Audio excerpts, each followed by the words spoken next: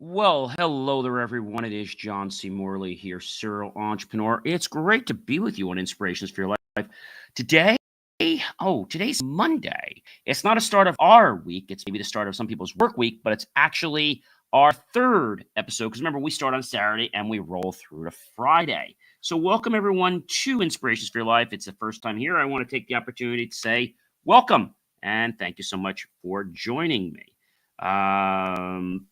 And so, again, if you're coming for the first time, welcome. If you're coming back, well, welcome back. And of course, thank you. Don't forget to check out believemeachieve.com for more of my amazing, inspiring creations. That's right after the show. All right, guys. So we're talking about a very interesting master topic this week. They're always interesting, aren't they? All right. So it's the power of motion, lessons in continuous growth. We're on series 4, by the way. And today's granular topic is Focus and Resistance, Series 4, Show 47, Episode number 3.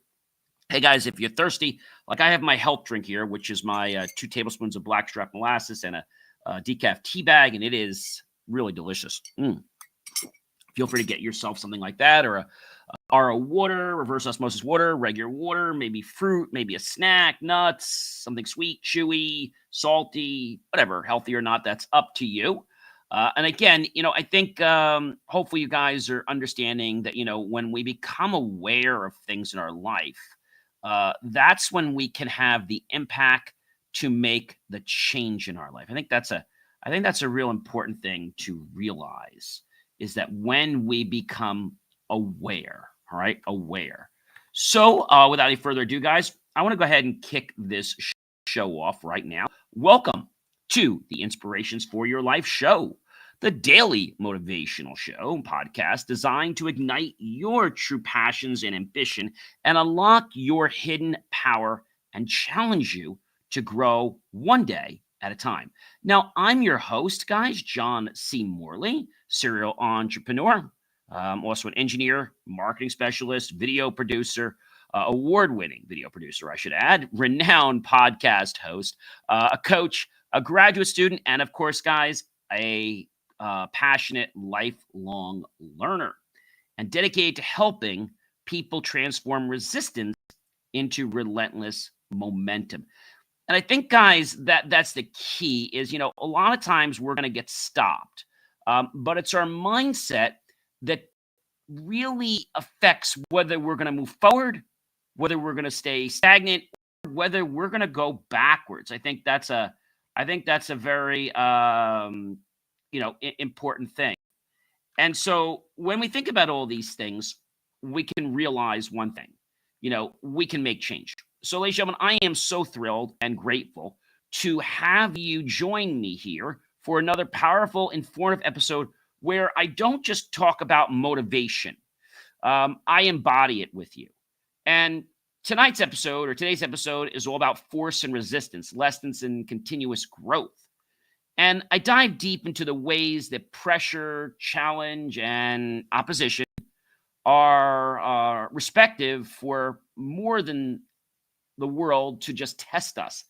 They refine us, they hone our skills, and they elevate everything we do in life. Now, I know you might be saying, John, I'm going through these things aren't happening, the best way.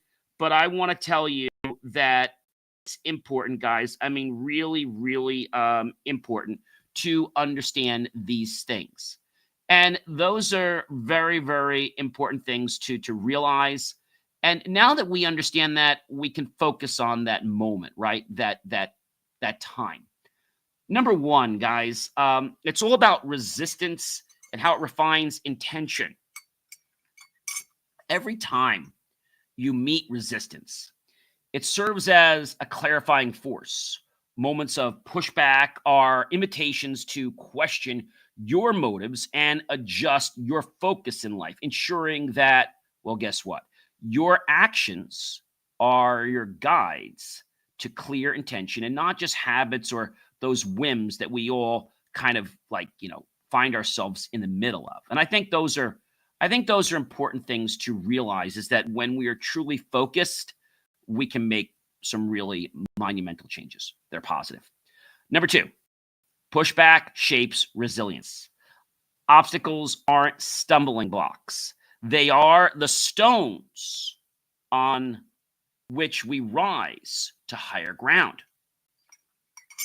The more you encounter challenges, the more resilient you become. I know you probably don't want to hear me say this. I get it, because you're probably tired of that whole concept of, like, what's going on. But I'm here to tell you that you can make a difference.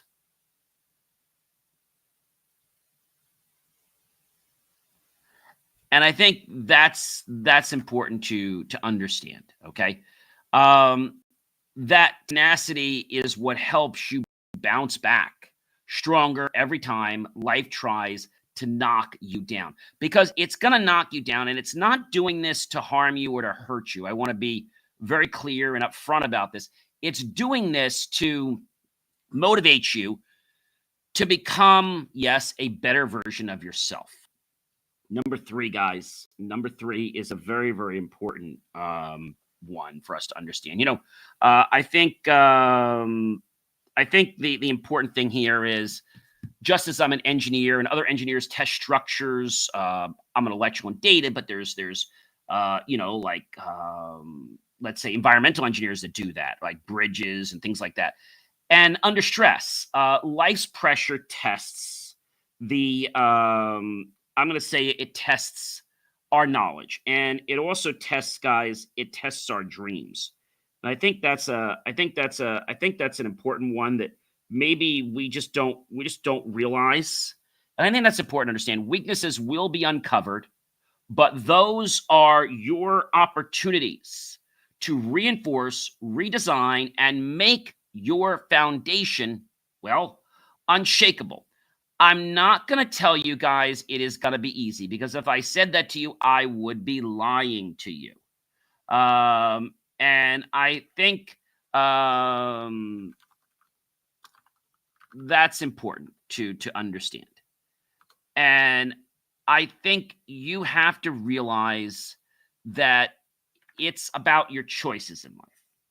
Number 4, resistance, okay, indicates direction. When you sense tension or friction, it often points toward, well, the most important path in your life. And I know that we can get very, how can I say, inundated on these paths and, what's going on. So that's important.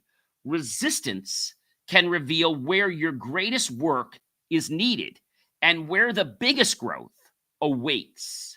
And when you figure that out, guys, your life will do a complete 180. Now, not a 360. A 360 would put you exactly right back where you are, right? So a 180 would do like a whole turnaround. Number 5, guys, yielding strategically prevents burnout. Understanding when to push and when to yield is an art. Relentless force can exhaust your energy, but smartly yielding allows for, well, recovery and sustains endurance over the long journey. A lot of people say, John, how do you do this in life? How do you do all these things? How do you go to school? How do you do this? It's balance, right? It's all about balance. And if it's about balance, then maybe there are some very, very big changes that I think maybe you don't quite understand. And these changes don't happen, I'm going to tell you, overnight. Let me say that again. The changes do not happen overnight. They take time for us to realize the person for which we are over our journey.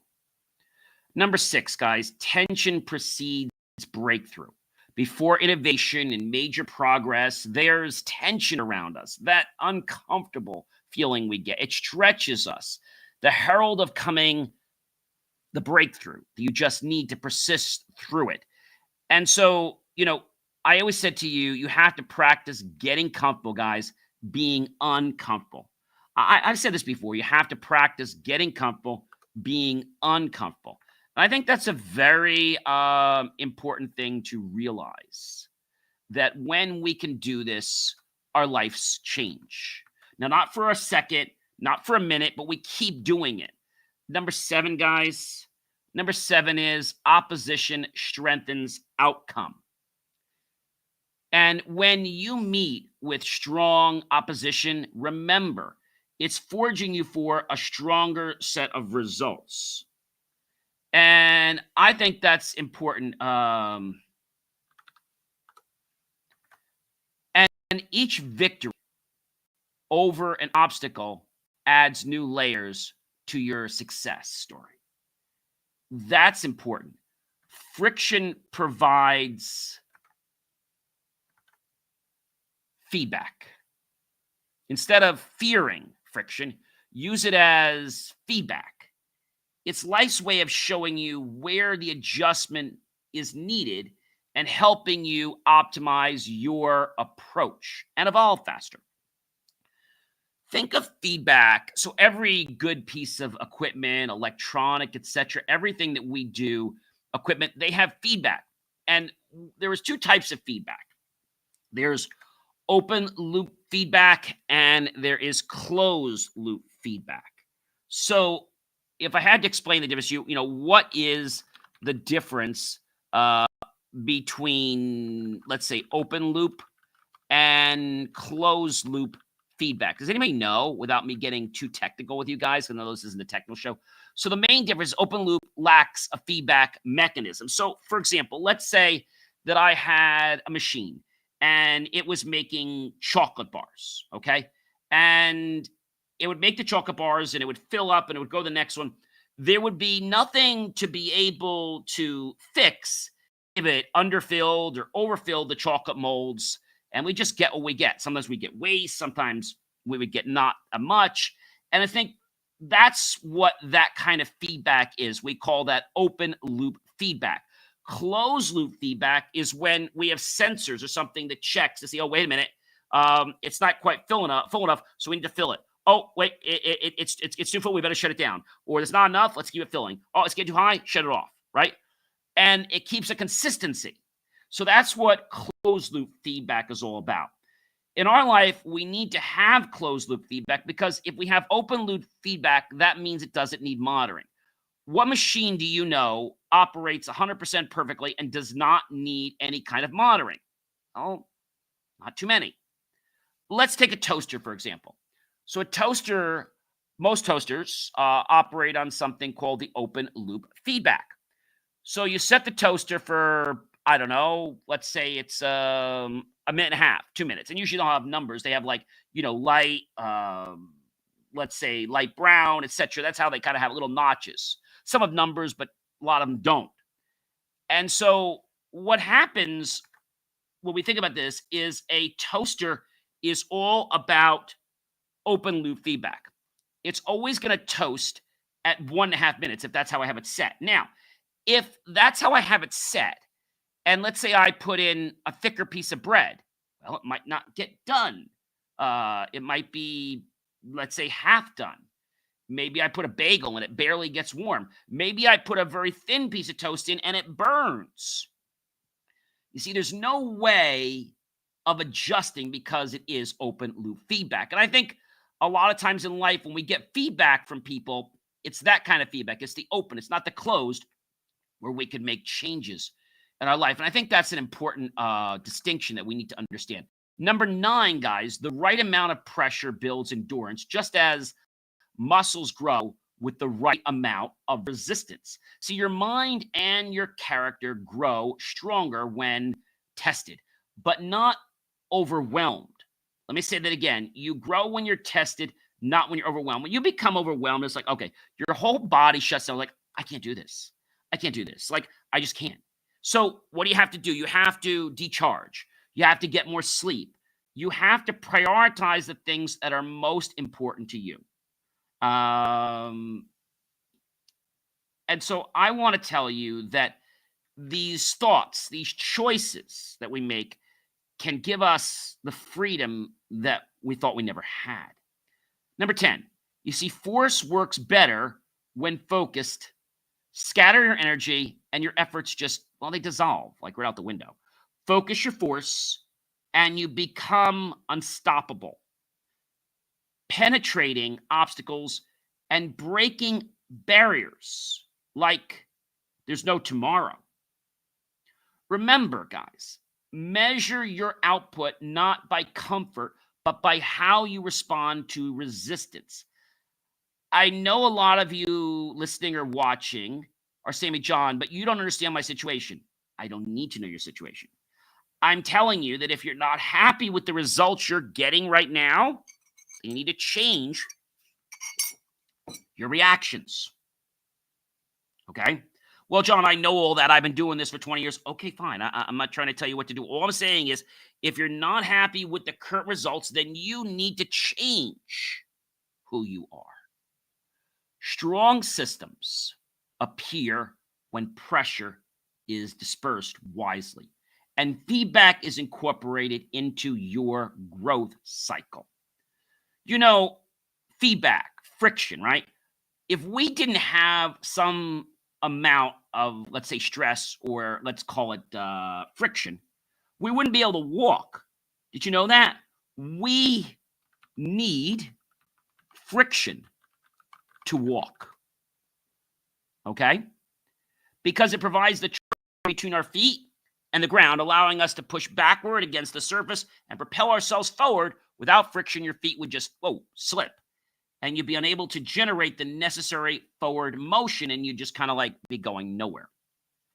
Channel every bit of resistance into a lesson and take pride in your flexibility. Don't fracture, flex, and adapt instead. And I think if you start doing that, you're going to realize that your life is definitely changing. And I think that's a very, very important thing to understand and to realize that it's about that kind of concept. And that kind of concept is something that a lot of people don't understand. And I want to tell you that it's important. Okay? It's important. And I'll say this to you because you can make changes in your life that are going to propel you forward. Okay? They're going to propel you forward, and that's going to help you become better than you already are right now. Compassion has its place too. Soften unnecessary resistance and give yourself space to heal and rejuvenate between the pushes. Understanding your breaking points, set up rhythms that balance push with pause, and let friction make every movement meaningful. And I think that's something a lot of people really lack today. They don't realize that their life is about being meaningful. It's about being the person that you want to be, but you have to first get in the moment, okay? You have to get into the moment, and if you get into the moment, then you can make an amazing, amazing difference in people's lives, all right? So let's think about that for just a second, all right? And now I want to talk to you about this, which is embrace resistance as a feedback loop, okay? Smooth progress comes from strain, and excellence will shine brighter when you're calm and control pressure. Think of it like bristling enthusiasm, right? If you're too enthusiastic, right, you're going to go all over the place. But if you're just bristling with just enough enthusiasm, it's like you just kind of pop the top a little bit, you don't throw it off. That kind of motivates you. See, structure your stress so that it serves you, not the other way around. I think that's important. Incorporating these practices consistently will create a culture where acknowledgement, gratitude, and celebration will fuel the growth, satisfaction, and high performance. And I think that's something that is very, very important to know. If we know that we can make changes in our lives, right? If we know that our life can change, if we embrace, what is it, guys? The feedback. So that's the closed loop. And by having that closed loop, we can really take what's going on, okay? I think that's important to understand. I think that's a very important thing to understand. If you understand that, then maybe, just maybe, you'll be able to move forward. Now, I don't want you to think you're going to climb the mountain tomorrow, because you're not. You're going to have some setbacks, and you're going to have some challenges going up that mountain. We all have our own mountain or our own crosses to be able to carry. When we understand this, we start realizing that we're not in a bad spot. We're just tweaking. We're learning how to get better, right? Many of you have been in school, like myself, and you take a test. Maybe you realize when you're reviewing, like you don't know something. So you've got to study for that test, right? And you got to realize, what is it that I don't quite understand, like, right now? And I think that's a very important thing. That if you don't understand right now, then maybe that's a problem. Okay? Maybe that is a problem. And I want to tell you that if you understand that maybe it's a problem, you can turn your whole life around in 30 days. John, that's impossible. No, it's not impossible, guys. It is very, very possible if you keep looking at things. See, if you can't measure something, how can you ever change it? So you got to be able to measure things. Once you know you can measure something, then you could say, you know what, I can do this, or I can't do this. And I think that's an important thing for a lot of people, that you can actually do that. You can measure, you can change, and you can deal with that friction that you have. And that friction, ladies and gentlemen, is the ability to put you through a new level. How many of you ever played games before? Like, maybe it's Mario Brothers or some other popular games, right? So I want to ask you one thing right now, if I can ask you. How do you get better at video games? So, depending on what the game is, there's a couple things you can do to kind of compare this to life, right? So, to get better video games, you can look for higher quality games through reputable platforms, right? You can use trusted game stores or platforms, but how do you improve your video game experience? Well, you practice consistently on games and maps you want to get better at. Being more familiar with controls and environments will boost your skill and your confidence level. Customizing your controls, your screens, and your game settings for comfort, ease, and responsiveness, such as adjusting the sensitivity levels, turning off distracting effects like motion blurs, upgrading gears when possible. Wired controllers reduce lag as opposed to wireless, and better monitors and PCs improve the responsiveness and the visuals. You can watch professional streams or tournaments to learn strategies, and also YouTube videos. You can maintain positive attitudes and take breaks and focus on having fun to avoid burnout. And when you do this, you're going to start to realize that, hey, I'm actually learning. So let me give you a tip. When we learn how to gamify, okay, gamify is a great way to get us to learn, because we're having fun. And when we have fun, our brain learns. Did you know that? Yes. So when we gamify life, we learn. And I think that's something that a lot of people feel, oh, I've left school, I don't need to gamify. You need to game your whole life, okay? We become more motivated. So gamification teaches us motivation and engagement increase as rewards and progress feedback make activities more exciting and satisfying. I have a system I use to train myself on certain knowledge bases, and I get a reward by a little ding.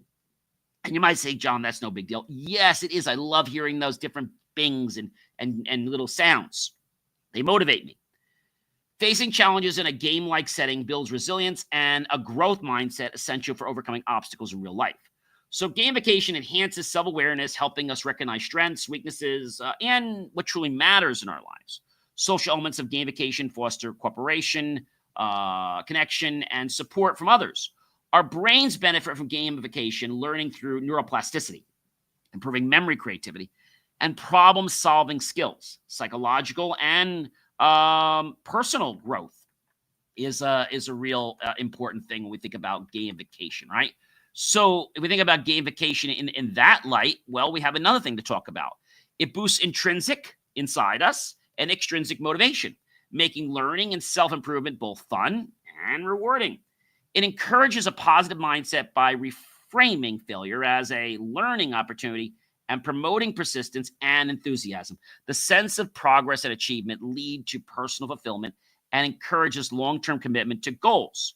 So in sum, gaming and gamifying life transforms everyday experiences into engaging challenges that accelerate our learning, our growth, and well-being by tapping into our natural desire for achievement and play. Wow. So you mean if I gamify things, I'm actually going to get better? Yeah, you are going to get better when you gamify things. And you're just going to figure out that this is fun. And when something's fun, what do you want to do? You want to do more of it. Yeah. So realize that you don't need to clear 100 boards in one day. Maybe you're going to shoot for one, maybe for two. But you're going to get better. And as you get better and you practice, it's a compounding effect. What happens if you stop practicing? Well, then your skills start to go down until you've mastered them. Except if we're talking like riding a bike, right? So riding a bike is different because you don't forget how to ride a bike. I think that's a very important thing to realize, that you don't forget how to ride a bike. I think that's a very important thing, to understand. Well, ladies and gentlemen, I invite you to join me, John C. Morley, every day on Inspirations for Your Life as I unlock the full potential of your mind and empower you to live and lead with purpose and passion. You can connect with me right after the show by visiting believemeachieve.com. You'll get my short form content, my long form content, my articles, reels, and so much more. So why not hop on over there 24 hours a day, and you can visit believemeachieve.com. You'll listen, you'll learn, you'll grow, and you may even gamify your life. So let's turn your life, everyone, and workplace into a hub of creativity, engagement, and unstoppable growth. You could tune in right now by visiting believemeachieve.com, and let's elevate your life together.